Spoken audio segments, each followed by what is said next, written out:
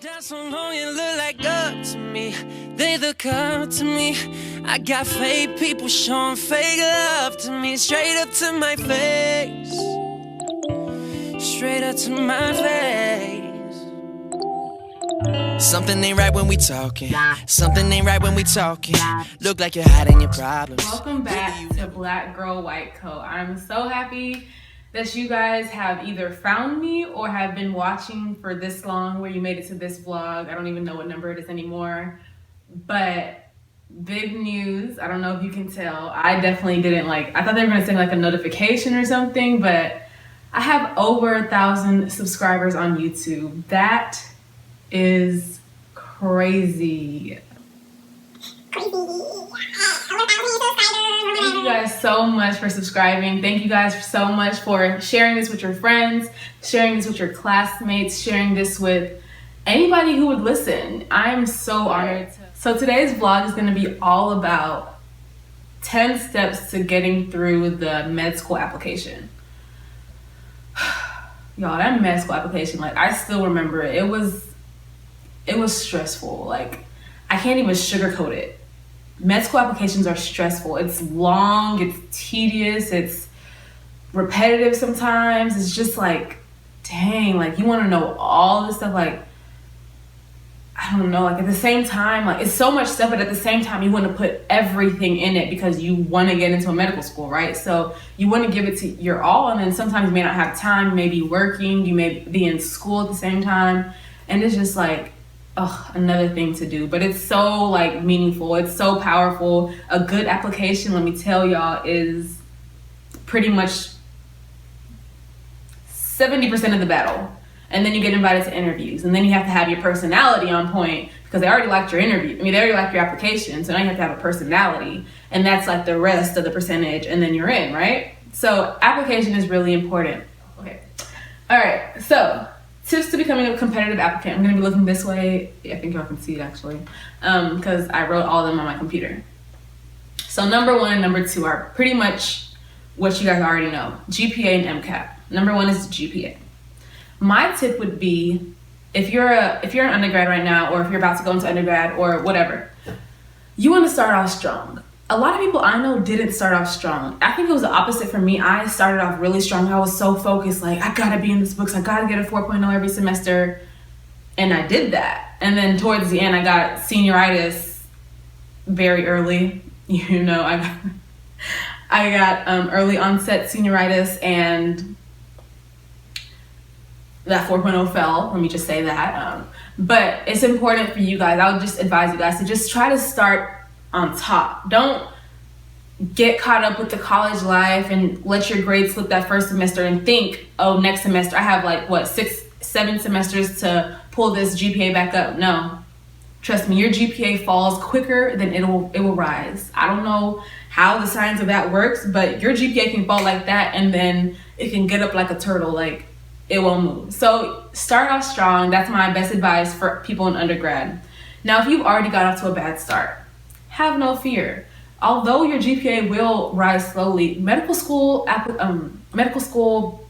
office of admissions, or whoever's reviewing your application, they love to see improvement. So if you want to retake those basic science courses, intro to bio, intro to chemistry, physics 1, physics 2, because that's not really basic, but you know what I'm saying. If you want to take those core classes that are going to matter the most in medical school, because you got a C or below, retake them. As long as when you retake them, you do better.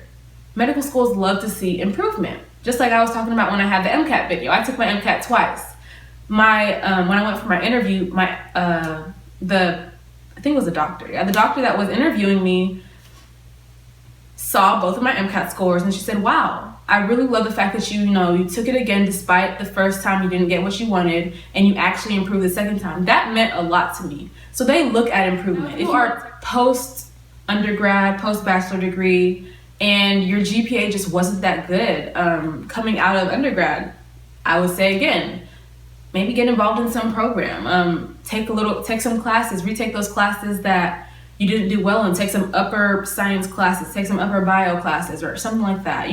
Just show that you are interested, that you're striving, that you're trying to do better. You're trying to improve your GPA. You realize that your GPA wasn't the best, but that doesn't define you well enough for where you are right now. So that would be my advice on GPA. Start strong, retake the class if you need to, and you have to do better when you retake it. If you retake that class once, twice, thrice, and your grade just is the same or even gets lower, come on, sis. Come on. We're not helping ourselves, you know? Number 2. MCAT's a beast. I'm not going to talk too much about the MCAT because I made a whole video about the MCAT trying to help you guys, and I'm always constantly trying to, push out these books to you guys because the message is simple. It's a hard test, but you got to take it seriously. You got to study harder than you ever studied for anything. Like, the MCAT and your GPA are 2 of the first things that they will look at when they get your application on their desk or in their computer. They'll see your name, they'll see your GPA, and see your MCAT. So that's a huge, huge, huge portion of your first impression. And like I said in the MCAT video, it takes a long process of studying diligently, dedicating time. You might not feel like you have time, but somehow, some way, you gotta make time because that MCAT is no joke. So please, please, please go check out the other vlog on the MCAT thing. Okay.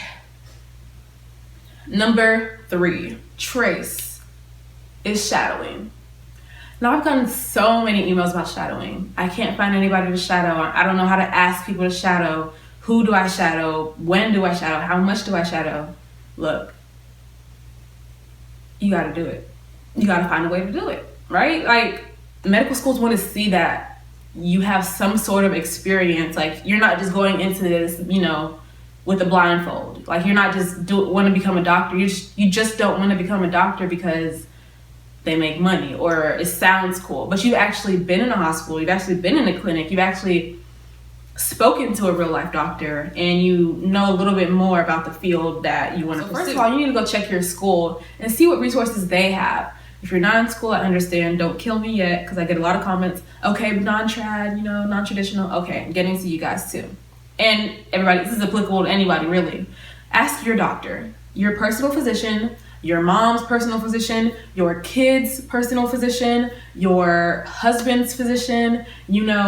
Ask whoever you can ask. Ask your mom's cousin's brother if he has a friend that went through medical school. You have to be bold when you go ask these physicians to shadow. But getting the shadowing position, getting the shadowing opportunity is one thing. How you act while you shadow is another thing. Because at the end of the day, you want to get a recommendation letter. I think in most cases, you want to get a recommendation letter from the physician that you shadow. You want them to say all these great things about you to the medical school, how, willing to learn you were, how eager you were, how positive you were, and how just intrigued you were with the whole thing. And that's what you want the physician to say about you in the letter that you don't see to the medical school. So when you get the position, that's one battle. But the second battle comes when you are actually shadowing. You might be tired from school. I was super tired from school. Sometimes I didn't even honestly want to go shadow. I was like, I want to take a nap. But I knew it was something that I had to do. And at the same time, I enjoyed it. So you got to go in with a smile no matter if you're tired or not. You got to go in asking questions, be eager, look intrigued. Don't yawn a million times. Ask questions, be on your tippy toes the whole time. Be on your best behavior, be professional, be on time. Be on time. You're representing your school, you're representing yourself, and you're trying to get a rec letter. So you got to show them that you really mean business, that you're really serious about what you're doing, and they will take you seriously, and they will teach you things, and you will learn a lot of things. And that might be the make or break for you, and that's totally fine. You need to get that experience before you make that huge commitment of wanting to become a doctor, of wanting to pursue medical school and all that. Number 4 is going to be community service. 4 and 5 kind of go together, so I'll talk about them together. 4 and 5 are community service and volunteering. Now, I would differentiate between the two by saying that volunteering should be geared more towards what you want to go into. And when I say go into, I don't mean specialty, but I mean healthcare, volunteer in a hospital, volunteer in a NICU, volunteer, in a hospice center or a nursing home or something. make sure you're volunteering in places that you can put on your application that show the person reading your application that, okay, she's serious about this. You know, she really wants to be a doctor. Like, she really cares about patients. She really cares about helping patients. In the same sense, community service is the same thing. You really care about helping people in general. That's what I would say the difference is. So community service, you know, you could go out with an organization at school, pick up trash. Go out with an organization at school and help run a breast cancer awareness event. You know, something like that. Something where you're serving the general population or volunteering and serving a specific group of people that are heavily connected to what you want to do. Medical school, dental school, nursing, you know. Those are also very big parts of the application. Like, grades are cool and all, MCAT's cool and all, you know, you got to do well there, of course. But if you have no life outside of school, if you have no personality, if you can't show that the person reading your application that you genuinely do care about people, because, you know, that's the question we all get. Why do you want to be a doctor? And people always say, because I want to help people, because I care about people. That's all true. That's all great. I want to help people. I care about people. But we have to be more creative than that now. We can't just go into the interview and say that, but then they look at your application and see that you were only a mathlete and you won, you know, intramural basketball a couple times. No, you know, you gotta show, okay, how did this applicant show that he or she really does care about people? Did she volunteer anywhere special? Did she do anything special? Did she organize anything special? Was she a part of her medical organizations in school? Was she a part of honor societies? GPA, MCAT, shadowing, community service, volunteering. Next, I'll go into leadership roles. So, leadership roles include becoming a leader in a school organization, a student-led organization, being the president, being the vice president, being the social chair, being the community service chair, being the chaplain, being the volunteer organizer, head leader of the nation. You know what I'm trying to say. So those would be examples of leadership roles. You know, get involved, and they want to see that you made the effort to not just be the average student, you know, not be the average participator, go above and beyond in some way. They love that. So getting involved in a leadership role is huge. Another example, you can start something yourself. You can come up with the organization yourself. You can lead something in some way, lead in some aspect of your academic or extracurricular life, and they would love that. Next, we're going to go on to getting involved in student-led organizations. I've already talked about that a little bit, but these are organizations at school like medical students, future medical students of America, or I don't know, we had MSO, Medical Service Organization, or really anything, and it'll be great. It's optimal. It's near perfect if most of your student organizations, if not all of them, are pre-health, healthcare, medical school, medicine related somehow. But, you know, having one or two that are just about something that you like to do is fine as well. Extracurricular activities, intramurals, being on some kind of team, research, something other than academics. You know, you need to show them that you're not just in school from, you know, 8 a.m. to 3 p.m. and after that you just study and then you do the same thing the next day. What do you do in your free time? What do you do for fun? How do you have a personality? How do you escape just school? Are you just a one-dimensional person or not? You know? So that's what I would say about that. Get involved in student-led organizations, especially those that are related to your field of study. Something that shows your interests and passions. And like I said before, honor societies are awesome. The bigger, the more nationally known they are, might get you more recognition. Not saying that it will, but you know, that's a good thing to look into. Okay, so my next point is, I don't know what number we're on. I think this is number 8. Yeah, number 8, I think. I don't know. Who cares, right? Get involved in your university's pre-med, pre-health, whatever committee, pre-dent committee.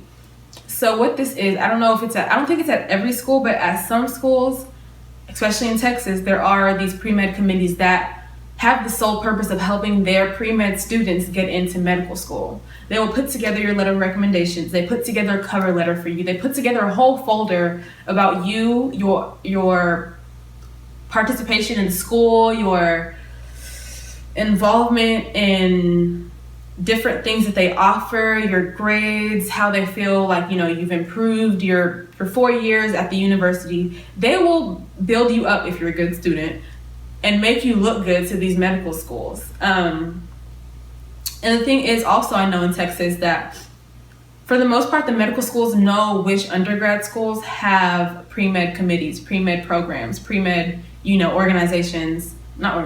pre-med committee basically that can put together this folder for you. They have places on the application online that are like, if you are receiving a letter from a pre-med committee, please just include, so they know that your school has this. And it looks kind of weird when you're a pre-med student, your school offers this great little, avenue, this great help and aid to getting into medical school and you don't really take it. That's kind of weird. I don't really understand why people wouldn't do that. I guess because there are GPA requirements and stuff like that. But honestly, if you have it at your school, it's a great thing to get into. They help with personal statements. They help tremendously with letter of recommendations. And I think they even write like a cover letter kind of letter of recommendation for you. And it's a great thing to have on your application topic, personal statement.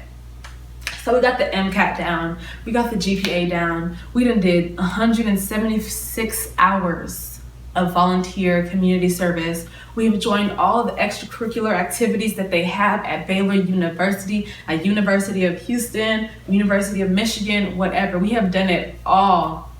And then it's time to write the personal statement and you're like, I don't know what to write about. Why do I want to be a doctor? Is there anything that really just touched me that made me want to become a doctor? When did I know I wanted to be a doctor? Like, what do I write about? This is another thing that the pre-med committee can help you with. This is another thing that your school can help you with. But again, non-traditional students, I'm here for you. That personal statement can be about anything. And honestly, I feel like if you're a non-traditional student, your personal statement kind of has like a higher chance to be better. You have a more chance to be more interesting and a better chance to be more intriguing and different, and tell them why you're non-traditional. Tell them your story of your struggle and how you overcame it, how you always strive to achieve more. Tell them why you want to be a doctor, why after all the roadblocks that life threw at you, after all the obstacles that life threw at you, after everything that you went through being a non-traditional student or being a regular student, if you went through a lot of things, tell them after all that, why do you still want to be a doctor? Even though it's hard, even though you're a minority, even though you've had some backlash from your family, even though people don't think you can do it, why do you still want to pursue medicine? Why are you so passionate? Where does your passion come from? These are things that you can write about in your personal statement that really just show another side of you that everything else in your application may not show. Let them know about that time when you failed the whole semester, but the next semester you got 4.0, you got all A's. Let them know what happened, why it happened, and what motivated you, and how you're going to use that, how that shaped you as the person you are today, as the applicant you are today, and how you're going to use that to better affect their medical school, how you're going to use that to better affect your chances of becoming a great physician. These are the things that you want to talk about in your personal statement. And once you do write your personal statement, get it proofread 1,000,000 times. Maybe not 1,000,000, but get it proofread by somebody that's familiar with the whole process. So your advisor, your pre-med advisor, the pre-med committee, one of your science professors or one of your physicians that you shadowed, get it proofread by somebody who knows what they're talking about, not just Sally Mae, the friend who is a business major, because they might not get it. They might not be looking for the things that, or they might not be aware of the things that med schools might be looking for. So try to do that and you'll be great. Look up some more. Let them know that I'm about this life, I'm for real, I'm dedicated, and I'm applying for a reason. This is not a game for me, and I'm so serious. So, personal statement.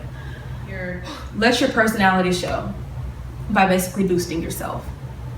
So I felt like, well, this might be just me, so maybe you can just delete this number 10, but I felt like the application process was just a bunch of repetitive questions that just made me talk about myself a lot. Like, I don't know, I wasn't very comfortable with talking about myself like that. So it's kind of weird, but that's really what they want you to do in an application. They want you to tell them why you believe you are the best applicant for their school. Why do you need one of those spots out of 240? Why do you deserve this? Why do you want to pursue medicine? Why are you better than the next candidate, in a sense? So don't be afraid of that. Don't shy away from that. Take this as your opportunity to just brag about yourself in a professional way, you know, but this is your opportunity to like go in and just tell them all the achievements that you have, all the awards that you've won, all the obstacles that you faced, but yet and still you're still standing, you're still strong, you still made it, and nobody has been able to tear you down. Tell them about the time when you won, you know, Student of the Year in one of your organizations. Tell them about the time when you created a clothing drive to benefit the kids of Third Ward or something, you know? Tell them about all the achievements, all the great things that you've done, and don't shy away from that. They want to hear about the cool things that you've experienced, the research opportunities that you've gotten to be a part of, the scribing job that you had, the shadowing experience that you had that really just changed your life forever, and blah, blah, blah. Make your application show how great of a person you are, really. It sounds kind of, I don't know, full of yourself, like conceited, like you might feel weird as you're typing it, like I did, but this is what they want to see. You gotta boost yourself. You gotta, you know, show them that there's levels to this, and you up here, everybody else probably down here. You know what I'm saying? So y'all can do it. I believe in y'all. If you have any more questions or anything that you want to ask me about my personal experience with the application, well, just a side note, the examples that I've given are probably all from me, so it's pretty much I just told you about my personal experience. But if you have any other questions, any other way, anything, just email me. I'm always here to talk about it. The semester's almost over, so hopefully I'll be getting back to emails quicker, but we do have a test coming up in a week and a half. And I will be doing a vlog about, you know, my first semester of medical school. That will be coming soon, as well as my big announcement, so stay tuned. Other than that, that completes another vlog, and I hope you guys really benefited from this one. I hope you guys really found it helpful, found it useful. And to my non-traditional students out there, I got your back too. I may not know everything for you guys because I guess I wasn't traditional. So I graduated college in 3 years, and then I had a gap year. I scribed during that year, then I went to medical school. So I don't know if that's traditional or anything, but yeah. If you have a question for me, no matter who you are, no matter your background, I will always try my best to answer it. If I can't answer it myself, I will go to somebody else who can answer it for you. And I will probably do a vlog for non-traditional students, like separately. And I'll probably talk to students, I will talk to other students, classmates who have taken that non-traditional route. And please share this video with friends, family, co-workers, colleagues, classmates. I'll be more than grateful. But yeah, black girl, white coat, another vlog done. Juju on that beat. Juju on that beat. Okay, I'm tired of that song. Take that song out. Bye. You can't sun me. You won't never get to run me. Just when she look out of reach, I reach back like 1-3. Like 1-3. That's when they smile in my face. Whole time they wanna take my place. Whole time they wanna take my place. Whole time they wanna take my place. Yeah. No, they wanna take my place. I can tell that love is fake. Ain't no telling what I'm finna be on, yeah. Go well, I'm beyond all that fuck shit.